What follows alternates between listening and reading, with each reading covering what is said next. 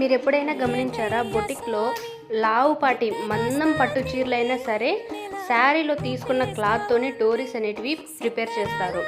వాళ్ళు డోరీస్ని శారీలో తీసుకున్న క్లాత్ తోటి ఇంత సన్నగా డోరీస్ని ఎలా ప్రిపేర్ చేస్తారో మీకు ఎప్పుడైనా ఐడియా వచ్చిందా?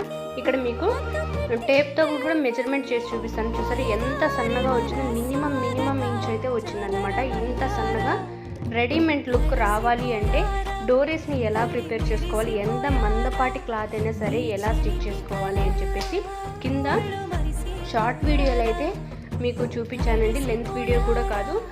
1 మినిట్లో మీరు డోరీస్ అనేది ఎలా ప్రిపేర్ చేసుకోవాలి సన్నగా అని చెప్పేసి లింక్ అయితే కింద పెట్టానండి.